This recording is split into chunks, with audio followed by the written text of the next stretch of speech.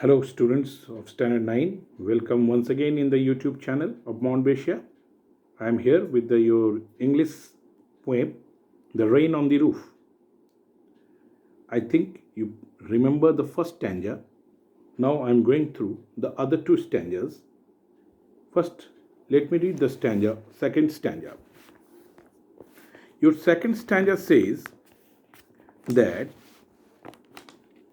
every tinkle on the shingles has an echo in the heart, and 1,000 dreamy fancies into busy being start, and 1,000 recollections weave their air thread into oof as I listen to the patter of the rain upon the roof.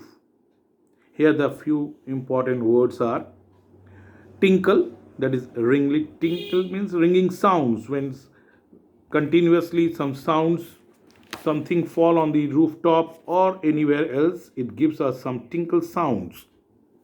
Echo, that is it is a science word also. Reflected sound is called echo. Dreamy means just like dream like things are called dreamy. Fancies means imagination. Fancies means imagination. Recollections, this is also a part of memories. Recollection means memories. Weave, it's a pattern of weaving. To weave, to recollect means to collect and just stitch, weaving. Oof, this is a new word for you. This describes the sound of something falling. That is called oof. To describe a sound, it is called oof. Now, through this stanza second, the poet says that every drop of water which falls on the roof, it gives some sound, tinkle sound. And with this sound, different thousands fancies, kalpanik, different fancy dreams comes to the mind of the poet. The fancy dreams of his childhood, it comes to the poet. The poet says that these sounds which gives an effect in his mind of his childhood had a great impact on this poem. He says that the every tinkles which falls on the roof gives a sound echoes on his heart. 1,000 old memories come to his mind. And these all memories are weaved together and become a collection of memories.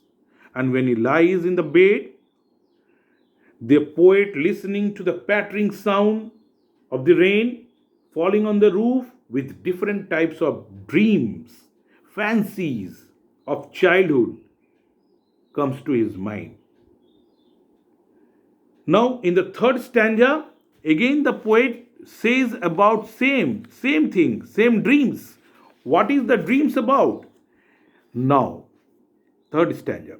Now in memory comes my mother, as she used in years agone. Gone means gone. E-R-E. Ere she left them till the dawn. Er means earlier. I will tell you the meaning. Oh, I feel her fond look on me as I list to this refrain, which is played upon the shingles. Shingles means when the water raindrops become small stone. Small stone means ice stones. Nowadays, frequently you see with the shower it comes small raindrops, and what sound it gives, the more affected sound than the raindrops. So, once again I am reading.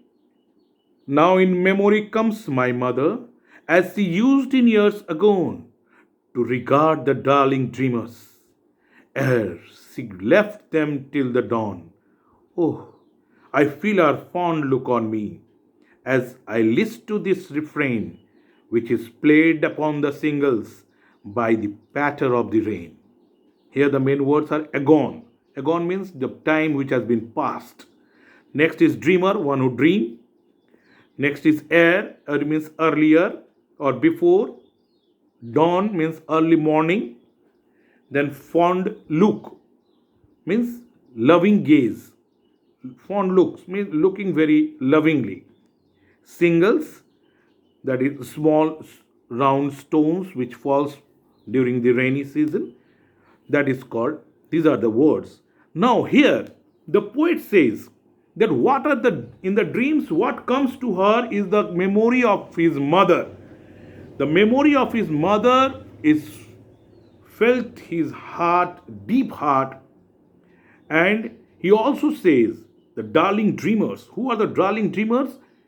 The children or the kids or his brothers and sisters when he was a young child, small child or young, or the kids who are still young or childhood days, they are called here darling dreamers.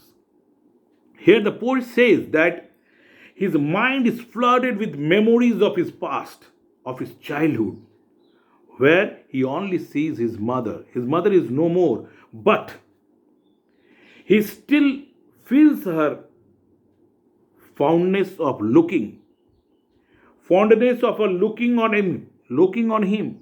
How kindly, how affectionately the mother looks at him. Whenever rain falls, small child get little afraid. How the mother comes beside the head of her children and patted on the head, put his hand on the head, and how fondly, how lovingly she gazed at her son. This is the thing, this is the feeling which the poet wanted to say. And while he was writing this poem, he also remembers his mother, how fondly, how lovingly she used to gaze at her during the rainfalls when he gets scared or like that. So, this is the end of the poem. In the next video, I will give you the questions of all the poems, whatever I have taught, chapter wise. And you have to copy down the questions along with the answers in the fair copy. So, wait for my next video. Thank you.